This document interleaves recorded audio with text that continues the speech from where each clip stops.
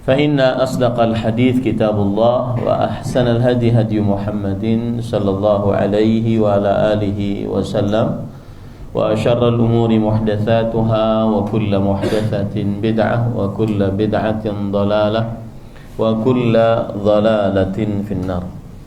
Alhamdulillah, kita bersyukur pada Allah Subhanahu wa taala pada hari ini, hari Kamis malam Jumat, malam yang ke-9 dari bulan Jumadil Ula 1447 Hijriah, bertepatan dengan 30 Oktober 2025. Kita dimudahkan oleh Allah Subhanahu wa taala untuk duduk bersama di Masjid Al-Kautsar dalam sebuah kajian Islam ilmiah dengan tema Kaifa yu'addil muwazzaful amanah, sikap amanah dalam bekerja bagi pegawai. Salawat dan salam semoga selalu Allah berikan kepada Nabi kita Muhammad sallallahu alaihi wa ala alihi wasallam, pada keluarga beliau, para sahabat, serta orang-orang yang mengikuti beliau sampai hari kiamat kelak. Dengan nama-nama Allah yang husna dan sifat-sifatnya yang ulia, kita berdoa, Allahumma inna nas'aluka ilman nafi'an wa rizqan tayyiban wa amalan mutaqabbala. Wahai Allah, kami mohon kepada Engkau ilmu yang bermanfaat, rezeki yang baik, dan amal yang diterima. Allahumma amin. Sikap amanah dalam bekerja. Amanah pengertiannya secara bahasa disebutkan oleh para ahli bahasa Arab, diantaranya dalam kitab Lisanul Arab, Kamus Besar Bahasa Arab, yang ditulis oleh Ibnu Munzir, bahwa amanah artinya secara bahasa adalah al-wadi'ah, titipan. Amanah juga artinya bisa diambil dari kata amn, yaitu keamanan. Titipan, keamanan, dan amanah juga bisa diambil dari, dan keamanan artinya adalah sukunul qalbi wa tuma'ninatun nafs wa zawalul khalb, yang artinya tenang hati, kemudian hilangnya rasa takut. Dan biasanya orang amanah takut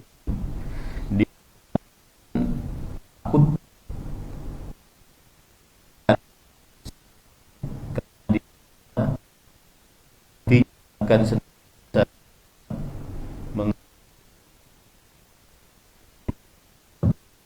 karena tidak ada yang dia sembunyikan. Adapun secara istilah syariat, maka banyak para ulama rahimahumullah taala menyebutkan artinya di dalam qaulan hiya amanah. Amanah adalah segala apa yang menjadi tanggung jawab seorang manusia, baik dalam perkara agamanya atau dalam perkara dunianya, yang dia ucapkan atau yang dia perbuat. Segala hal yang menjadi tanggung jawab. Makanya di dalam definisi yang lain yang dikatakan oleh Imam Al-Munawi dalam kitab Faidul Qadir, kullu haqqin lazimaka ada'uhu fahuwa amanah. Setiap kewajiban yang wajib ditunaikan itu adalah amanah. Setiap kewajiban yang wajib ditunaikan itu adalah amanah. Taib. Amanah kedudukannya di dalam agama Islam, dia bukan hanya sekedar ucapan begitu saja, akan tetapi kedudukannya dia adalah akhlak, karakteristik yang dimiliki oleh seorang muslim. Ingin tahu bedanya orang muslim dengan orang munafik dari sisi amanahnya. Dari sisi amanahnya, orang munafik tidak amanah, orang muslim pasti amanah. Makanya para ulama mengatakan al-amanah akhlaqul muslim. Amanah adalah akhlak seorang muslim. Akhlak itu apa sih? Akhlak itu adalah kullu sajiyah wa tabi'ah rasikhah fi nafsil insan tamba'ithu biduni fikrin wa rawiyah. Setiap sifat yang ada di dalam diri seorang manusia muslim yang dia timbul tanpa harus berpanjang. Sudah tabiatnya orang muslim, tabiatnya amanah.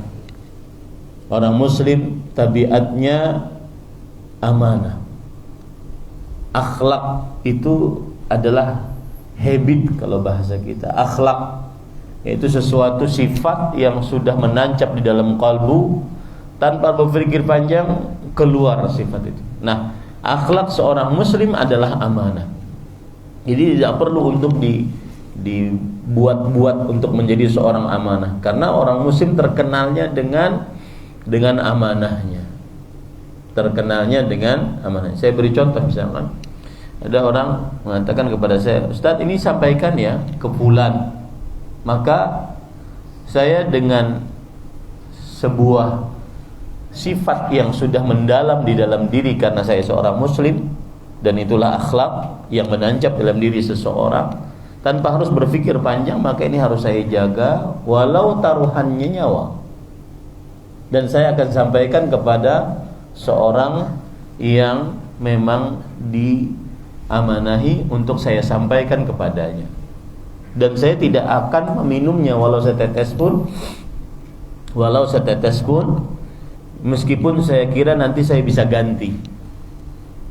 Ada sebagian orang kan dititipi uang, kasih ya 100.000 kepada si fulan. Kemudian dia katakan, oh iya saya kasih. Tapi saat itu dia perlu pergi ke kantin, nggak ada duit dia bawa, dia pakai itu. Oh nanti dipikir, nanti ada 100.000 di dalam kamar saya ganti. Itu nggak amanah. Amanah adalah dia menyampaikan sesuatu yang diwajibkan atasnya. Itu yang disebut dengan amanah. Kemudian kalau kita perhatikan hadis ayat-ayat Al-Quran, maka amanah tadi sudah saya sebutkan pengertian amanah, kedudukan amanah sudah saya sebutkan. Amanah adalah akhlak seorang muslim. Akhlak artinya suatu yang sudah benar-benar menancap dalam sanubari, yang tidak perlu berpura-pura, dia akan keluar sendiri. Identitas muslim itu amanah. Karakteristik orang muslim itu amanah. Kebalikannya, karakteristik orang munafik adalah tidak amanah. Makanya Rasulullah SAW bersabda, ayatul munafiq salah. Tanda orang munafik 3. Wa idza tumina khan. Kalau diberikan amanah dia berkhianat. Kalau orang muslim enggak. Karakteristik, akhlak, habit yang ada dalam dirinya itu pantang untuk tidak amanah. Pernah suatu ketika Rasulullah SAW ingin berhijrah dari kota Mekah ke kota Madinah. Rasulullah SAW terkenal dengan gelarnya Al-Amin, yaitu orang yang amanah. Meskipun orang-orang musyrik Quraisy membenci Rasulullah SAW dari sisi agamanya, maka beliau tetap dipercaya oleh orang-orang musyrik Quraisy untuk meletakkan barang-barangnya, uangnya pada Rasul sallallahu alaihi wasallam. Makanya sebelum beliau berhijrah, beliau berpesan kepada Ali bin Abi Thalib agar ini barang-barang dikembalikan kepada orang-orang. Ajib, subhanallah. Aneh, luar biasa. Dimusuhi karena agamanya, tetapi disukai karena amanahnya. Karena memang orang muslim itu habitnya amanah. Maka aib bagi seorang muslim yang tidak amanah. Seorang muslim tidak pernah tidak amanah. Sebagaimana habit seorang muslim itu tidak berdusta, walaupun dia berjanda. Ada Sufyan bin Sa'id bin Masruq Ats-Tsauri rahimahullah, Imamul Muhadditsin, beliau mengatakan, "Lau anna malakan nazala minas sama' thumma akhbara anna Allah hal kadzib maka tawarru'an." Kalau seandainya ada malaikat turun dari langit kemudian mengabarkan bahwa Allah membolehkan untuk dusta, aku tidak akan berdusta. Kenapa? Mampu berdusta. Al-mu'min la yakdzib. Orang beriman pantang untuk berdusta. Habit orang beriman itu amanah, jujur, itu habitnya. Akhlak yang nampak. Walaupun hasilnya merugikan dia. Yang penting dia tidak berdusta. Dia amanah. Dia amanah. Nah, itu tadi poin yang kedua. Poin yang ketiga yaitu apa dalil-dalil dari Al-Qur'an tentang amanah ini. Dalil dari Al-Qur'an menunjukkan bahwa Allah mewajibkan amanah. Wajib itu pengertiannya, kalau kita di SD biasanya yang mengerjakan apabila dikerjakan mendapatkan pahala, ditinggalkan berdosa. Itu nilai dari wajib. Tapi biasanya kalau orang belajar agama lebih dalam, maka dia akan memakai definisi wajib. Dan definisi dengan nilai lebih kurang dibandingkan dengan definisi dengan hakikat. Hakikat wajib adalah ma amara bihi syari' amran jaziman ustuhiqqa bil 'adzabi tariquhu 'amdan mutlaq.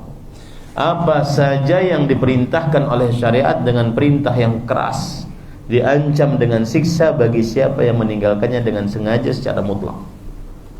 Maka amanah adalah perintah Allah dan dia wajib, karena al-aslu fil amril mutlaq al-wujub. Asal hukum perintah secara mutlak adalah dari syariat adalah kewajiban. Allah berfirman dalam surah An-Nisa ayat 58, "Innallaha ya'murukum an tu'addul amanati ila ahliha." Sesungguhnya Allah memerintahkan.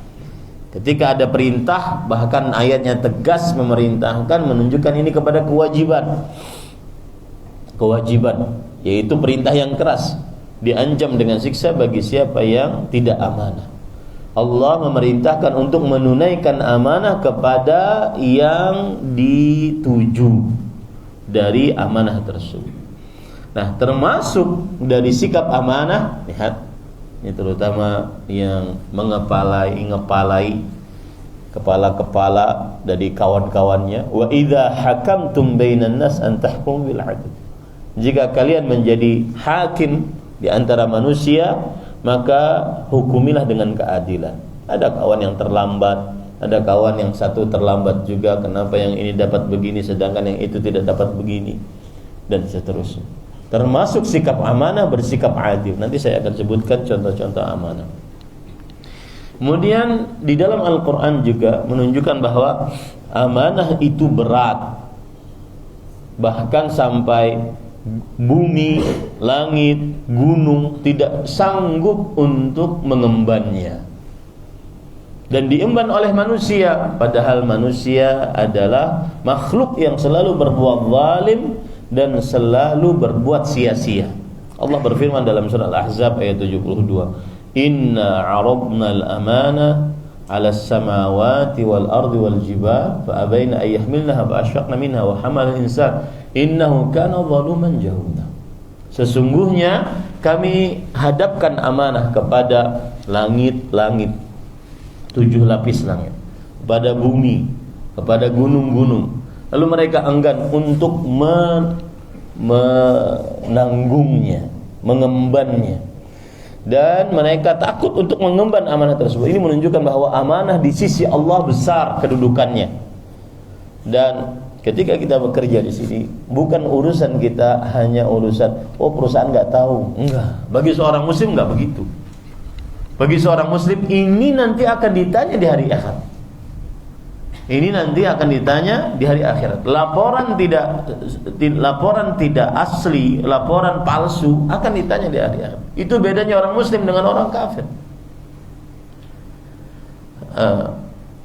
Jadi berat urusannya. Makanya langit, bumi, gunung, takut mengemban amanah tersebut karena urusannya berat, akan diminta pertanggungjawaban oleh Allah. Nah, cilakanya manusia yang mengembannya. Padahal dia punya sifat 2, zaluman jahula, selalu berbuat zalim. Apa arti zalim?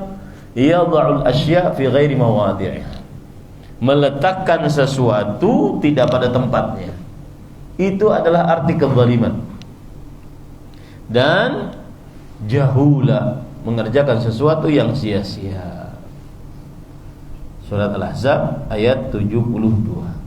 Maka dari ayat ini kita ambil pelajaran bahwa amanah berat bagi seorang muslim. Sekali lagi, bukan hanya urusan kita ditanya oleh perusahaan atau enggak, tapi kita akan diminta pertanggungjawaban oleh Allah Subhanahu wa taala di akhirat. Rasul sallallahu alaihi wasallam bersabda dalam hadis riwayat Imam Tirmizi, "La tazulu qadama 'abdin yaumal qiyamah hatta yus'ala an arba." Tidak akan bergeser kedua telapak kaki seorang hamba pada hari kiamat sampai dia ditanya tentang 4 perkara. An ilmihi fima fa'al, tentang ilmunya dia amalkan pada apa, wa an malihi min aina iktasaba fima anfaqa, dan tentang hartanya diambil dari mana dan dia gunakan untuk apa. Harta yang kita dapat dari gaji di sini, atau tidak, atau atas ketidakamanan, akan diminta pertanggungjawaban. Wa an umrihi fima afnah, dan tentang umurnya dia habiskan untuk apa. Wa an jismihi fima abla, dan tentang anggota tubuhnya dia gunakan untuk apa. Tadi ngobrol dari Palembang sampai Lahat, ngobrol dengan kawan-kawan yang jemput. Salah satu hal yang terlarang bagi operator adalah bawa HP misalnya. Mungkin bisa saja dalam pikiran saya, mungkin bisa saja kameranya dia tutup atau dia apa, dia tetap pakai HP. Tapi kan tidak amanah. Dan itu bukan hanya terlihat oleh kamera yang melihat di kantor, tidak, Allah melihat kita. Allah Subhanahu wa taala melihat. Dan segala peraturan tersebut kan ada maslahat yang ada di dalamnya. Saya juga pernah beberapa kali kajian di beberapa perusahaan.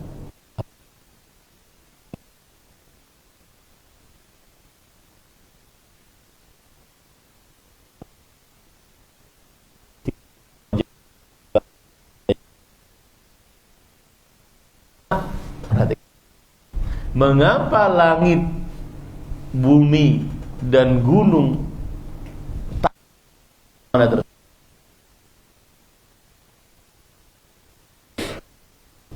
Salah rusak ada bahwa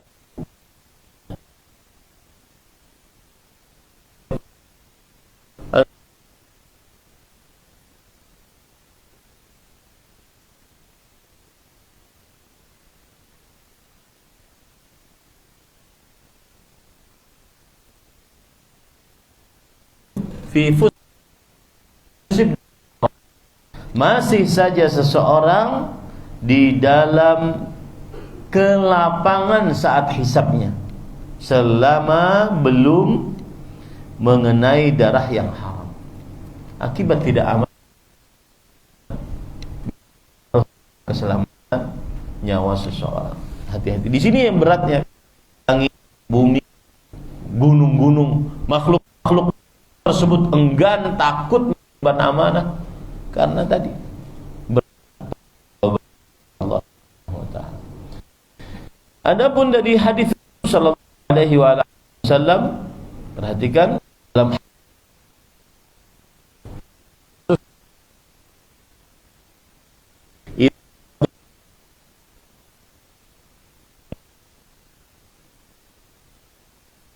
tipan kewajiban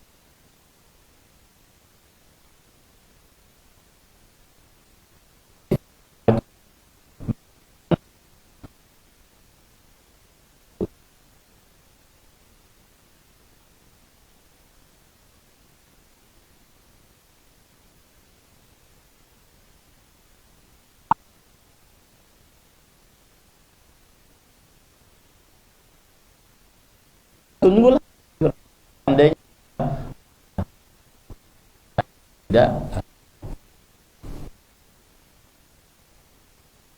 Rasul sallallahu alaihi wasallam bersabda dalam hadis riwayat Bukhari Muslim, al-khazinul muslimul amin alladhi yunfidhu wa rubbama qala yu'ti ma umira bih fayu'tihi kamilan muwaffaran tayyibatan bihi nafsuhu fayadfa'uhu ila alladhi umira lahu bihi ahadul mutasaddiqin. Yang artinya orang yang muslim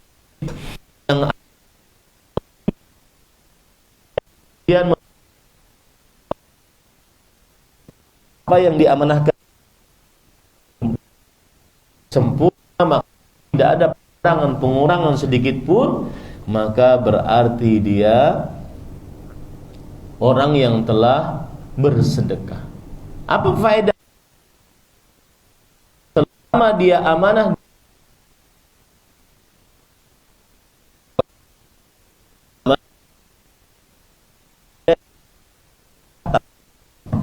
dapat bahan alam. Ikhwan dirahmati oleh Allah Subhanahu wa taala. Baik. Kemudian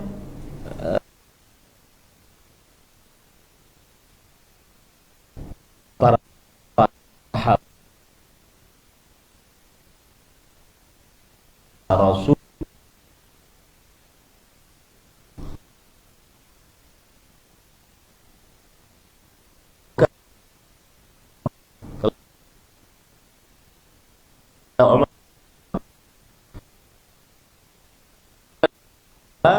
maka akan mencari jalan lain dengan Umar.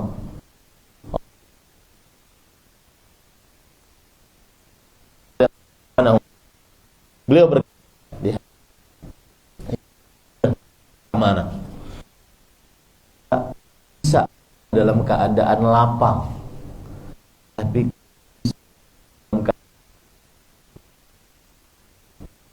terhimpit, kemudian ada kesempatan untuk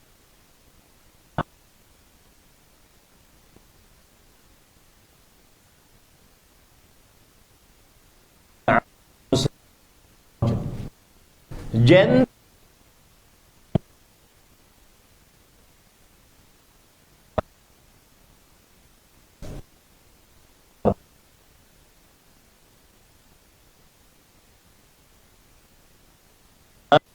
dan jaga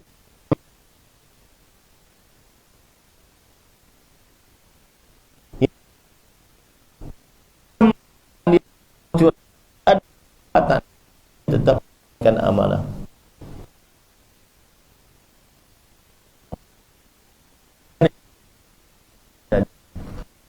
Seorang tabi'in, beliau menarik dalam kehidupan.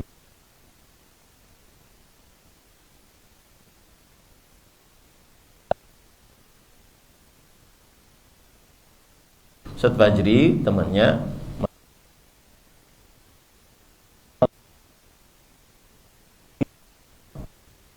dari Mas Zaki sehingga tidak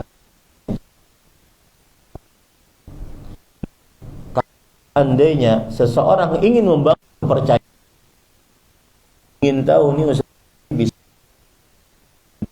percaya kasih modal, ada yang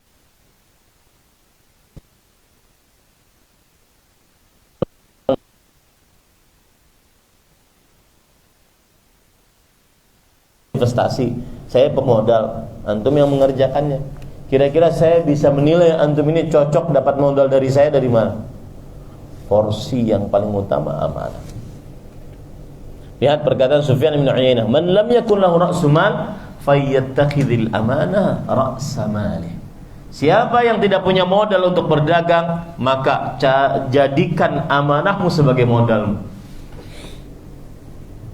Saya pernah bertanya kepada seseorang ustadz saya, kemudian ustadz, semuanya sekarang riba, pinjaman riba, kasihan kaum muslimin mau bermodal untuk berdagang, dari mana dia? Sebenarnya gampang, bangun kepercayaan, jadikan sikap amanahmu adalah modalmu, orang akan percaya. Nah, makanya tadi di mobil saya juga sampaikan bahwa tidak perlu kita mencari kupu-kupu untuk datang ke kebun kita, tapi perbaiki kebunmu, kupu-kupu akan datang. Perbaiki akhlakmu, orang akan gemar bergaul dengan. Ini perkataan-perkataan para salafus saleh. Baik, para ikhwan yang dirahmati oleh Allah, saya akan sebutkan beberapa poin tentang amanah yang semestinya kita kerjakan di dalam diri kita. Yang pertama adalah, perhatikan baik-baik. Yang pertama disebutkan oleh para ulama, saya baca salah satu kitab yang menarik tentang amanah ini, Kaifa yu'addil mu'adhdhaful amanah, yang ditulis oleh Fadilatul Syekh Al-Allamah Al-Muhaddits ahli hadis kota Madinah, Syekh kami, Syekh Abdul Muhsin bin Hamad Al-Abbad hafizahullah ta'ala. Beliau di dalam kitab beliau mengatakan bahwa seorang yang amanah diantaranya adalah dia mengerjakan pekerjaannya baik dunia dan akhiratnya adalah dengan maksimal, tidak setengah-setengah, dengan maksimal. Apa dalilnya? Rasul sallallahu alaihi wasallam bersabda, "Innallaha yuhibbu idza 'amila ahadukum 'amalan an yutqinah." Sesungguhnya Allah menginginkan jika salah seorang berbuat sebuah amalan, maka hendaklah dia kerjakan dengan itqan. Itqan itu dalam bahasa Indonesianya maksimal, teliti, tugas selesai sesuai dengan yang diminta, bahkan lebih. Saya sering menyebut di pesantren saya, karena saya pimpin pesantren, dedikasi itu adalah mengerjakan sesuatu di luar kewajiban. Wajib kita kerjakan, tapi dedikasi adalah mengerjakan sesuatu di luar kewajiban. Saya akan menjadi seorang yang amanah, yaitu ketika dia mengerjakan pekerjaan dengan maksimal, tidak asal-asalan. Saya beri contoh ya. Dulu kita di kampus, saya kuliah di Arab Saudi. Dulu kita di kampus kalau ada urusan, kita datang bawa berkas nih ke orang administrasi. Apa yang dilakukan? Dia lakukan, sudah kita kasih, dia katakan ta'al bukra, besok datang ke sini. Padahal itu bisa dikerjakan sekarang. Kenapa harus datang besok gitu? Padahal itu bisa dikerjakan sekarang. Nah, salah satu potret dari amanah adalah mengerjakan pekerjaan dengan maksimal, tidak asal-asalan. Apalagi kalau seandainya sudah tidak ada yang mengawasi. Ingat seperti yang saya ungkapkan tadi. Kenapa langit, bumi, gunung berat mengembannya, takut mengembannya? Karena diminta pertanggungjawaban oleh Allah Subhanahu wa taala. Maka habit seorang muslim dilihat enggak dilihat, saya harus amanah. Ini potret yang pertama dari amanah. Potret yang kedua, pada ikhwan yang dirahmati Allah, ini sangat penting, yang kedua, yaitu menggunakan waktu kerja untuk kerja. Sebuah sikap tidak amanah, khianah, ketika waktu kerjamu 8 jam, kemudian di sela-sela tersebut tidak dia gunakan sebaik-baiknya untuk pekerjaannya, maka itu tidak amanah. Dikhawatirkan hasil yang dia dapat tidak halal atau berkurang kehalalannya, menjadi syubhat yang bisa mengakibatkan ketidakberkahan. Bahkan Syekh menyebutkan di sini perkara menarik sekali, bahwa ada kejadian seorang ulama bernama Al-Mu'ammar bin Ali Al-Baghdadi dari kota Baghdad. Beliau wafat pada tahun 507 Hijriah. Beliau memberikan nasihat kepada raja Al-Wazir namanya. Nasihatnya begini: anna ahad ar-ra'iyah min al-a'yan mukhayyarun fil qasid wal wafid, in sya'u wasalu wa in sya'u fasalu, wa amma man tawashshaha bi wilayatin falaysa mukhayyar fil qasid wal wafid. Kalau rakyat itu urusannya ringan, dia kalau ada tamu ingin dia terima, alhamdulillah. Kalau ingin dia tidak terima, enggak apa-apa. Tapi kalau sudah dia yang punya wewenang, tidak boleh dia tidak menerima. Pemerintah ataupun yang punya wewenang dan dia tugasnya pada saat itu, tidak boleh dia tidak menerima untuk melayani masyarakat. Kemudian beliau juga mengatakan, perhatikan, kata beliau, li'anna man huwa 'alal khaliqah amir fahuwa fil haqiqati ajir. Siapa yang menjadi penguasa, ini yang pemimpin-pemimpin nih, dia sebenarnya sudah menjual waktunya. Qad ba'a zamana, dia sudah menjual waktunya. Untuk apa? Wa aqala samana, untuk ngambil gaji. Kita sudah menjual waktu kita sekian jam untuk dapat gaji. Falam yabqa lahu min nahari ma yatasarrafu fihi ala ikhtiyari. Maka tidak ada waktu siangnya, maksudnya waktu kerjanya, untuk dia gunakan seenak dia. Nggak bisa. Karena itu adalah barter. Anda ngambil gaji, Anda sudah jual uang, sudah jual waktu, maka dapat gaji segitu. Wala lahu an yusalliya naflan. Tidak boleh baginya di waktu kerja untuk sholat sunnah. Wala yadkhulu mu'takafan, tidak boleh baginya untuk di waktu kerja untuk masuk ke tempat mu'takaf. Kenapa? Li'anna dzalika fardun wa hadza fardun lazim. Karena salat sunnah adalah sunnah, beriktikaf adalah sunnah, sedangkan bekerja di waktu bekerja adalah kewajiban. Ini hal yang kedua. Yang pertama, sikap potret amanah adalah seseorang bekerja dengan maksimal, penuh energik. Bahkan dan ini ada mujahadah, kemudian ada ahli, nilai tambah, itu semua kan dedikasi masuknya. Kemudian para ikhwan yang dirahmati oleh Allah Subhanahu wa taala, yang ketiga, potret amanah adalah yaitu seorang yang amanah, dia harus kuat mengerjakan pekerjaannya. Seperti misalkan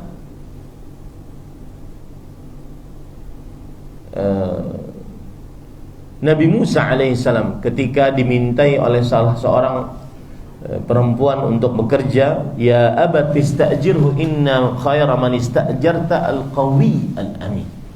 Wahai bapakku, itu sudah menolong kita, Nabi Musa alaihissalam sudah menolong kita, jadikan dia sebagai pekerja bagi kita. Sesungguhnya sebaik-baik orang yang kau jadikan pekerja adalah orang yang kuat.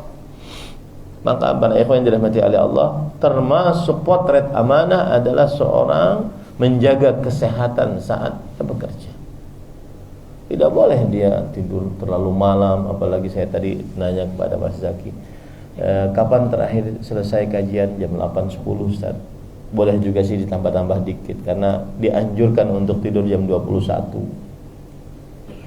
Tetapi kalau lebih daripada itu kita boleh berarti tidak amanah, kita berkhianat berarti. Apalagi di zaman kita, zaman mulhian, ya, zaman scroll sampai tidur. Ini sedikit menyimpang ya. Ada potret dua orang, satu megang HP, satu megang HP. Yang satu megang HP scroll sampai tidur. Drama Cina, drama Korea, kenapa itu yang muncul? Ya, sampai tidur. Yang satu megang HP, tapi yang dia bacaan doa tidur, zikir tidur itu kan panjang. Dan saya pesan, baca itu doa tidur, zikir tidur. Karena kita tidak tahu kita bisa hidup atau tidak besok hari. Dan subhanallah, termasuk nikmat Allah yang paling besar yang Allah kasih setiap harinya, bahkan tanpa kita meminta, di awal hari kita adalah hidup kita. Karena orang kalau tidur itu, Pak, Allah berfirman, Allah yatawaffal anfusa hina mautiha wallati lam tamut fi manafiha fa yumsiku allati qada 'alaiha al-mauta wa yursilul ukhra ila ajalin musamma. Orang kalau tidur itu Allah Subhanahu wa taala cabut nyawanya. Kalau Allah ingin dia hidup lagi, Allah kasih lagi ruh dia. Tapi kalau Allah Subhanahu wa taala tidak kasih dia ruh, mati berarti. Makanya nikmat setiap hari Allah kasih tanpa kita minta, tanpa kita bahkan pesan, bahkan kita nggak pernah bayar, Allah kasih nyawa bagi kita. Makanya doa-doa itu perhatikan saja, searching nanti di doa-doa sahih dari Nabi Muhammad SAW sebelum tidur. Itu semuanya berkaitan dengan tauhid, agar seseorang mati di atas tauhid. Nah, perhatikan syattana bainahuma. Perhatikan antara yang satu tadi dengan yang dua ini. Perbedaan sangat jauh sekali. Maka para ikhwah, jaga kesehatan termasuk menjaga amanah di dalam bekerja. Nabi Yusuf alaihissalam mengatakan, ij'alni ala khazainil ard inni hafizun alim. Yang artinya, jadikan aku untuk memegang rahasia-rahasia atau kekayaan-kekayaan bumi. Sesungguhnya aku sangat kuat untuk menjaganya. Harus jaga kesehatan. Kemudian yang keempat, sebelum terakhir, yaitu yang pemimpin harus menjadi qudwah, suri teladan bagi yang dipimpinnya. Harus jadi qudwah. Dan ini baik pemimpin, baik yang lebih senior umurnya, senior jabatannya, senior umurnya, jadilah qudwah hasanah. Rasul sallallahu alaihi wasallam bersabda, kullukum ra'in wa kullukum mas'ulun an ra'iyati. Setiap dari kalian pemimpin dan penanggung jawab atas yang dipimpinnya. Kemudian yang selanjutnya termasuk daripada amanah adalah seseorang harus menjauhi hal yang mendatangkan ketidakhalalan di dalam rezekinya. Di antaranya harta yang tidak jelas seperti sogok menyogok, kemudian gratifikasi. Maka ini jangan sampai itu ada pada diri kita. Karena para ikhwah, perhatikan ini. Saya pernah melihat seorang triliuner berkata, ustadz-ustadz yang ngajarin untuk ingat akhirat, kemudian ingat harta tidak dibawa mati, itu adalah pecundang agama. Subhanallah, saya jawab, realitanya emang begitu. Harta nggak dibawa mati. Antum punya apa? Rumah megah, mobil mewah, harta bertumpuk ruah, emas, perak, kiloan, kilauan, nggak akan dibawa mati. Bahkan realita yang ada, orang yang paling mencintai kita, yang paling semangat menguburkan kita, tuh kalau kita mati tuh, istri kita yang katanya cinta sama kita, kalau kita katakan, Bu, ini bapaknya gak usah dikubur ya. Oh jangan, kubur cepat.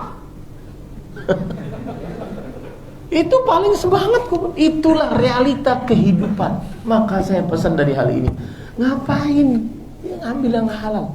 Nggak akan. Pertama, cepat habis. Habis itu ada dua.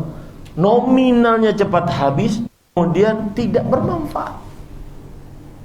Dipakai untuk menyekolahkan anak, anaknya nggak becus sekolah, sering sakit-sakitan. Dipakai untuk dagang, untuk usaha, usahanya habis uang, dan seterusnya.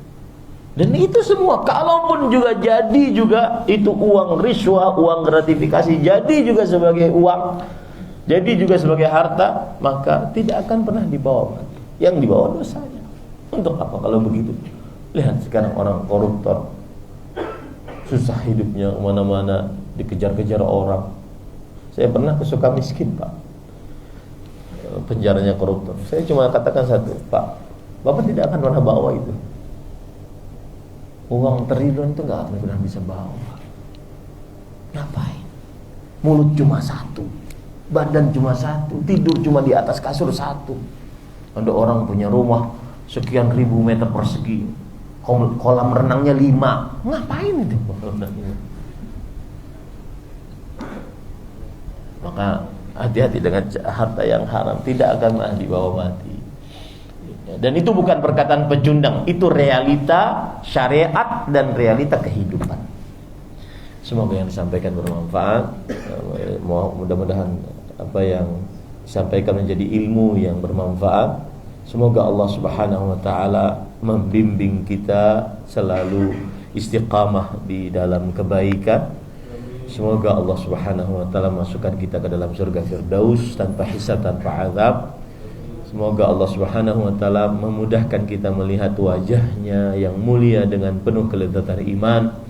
Semoga Allah Subhanahu wa taala mengumpulkan kita dengan Nabi Muhammad sallallahu alaihi wasallam beserta para sahabatnya, orang tua dan seluruh kerabat.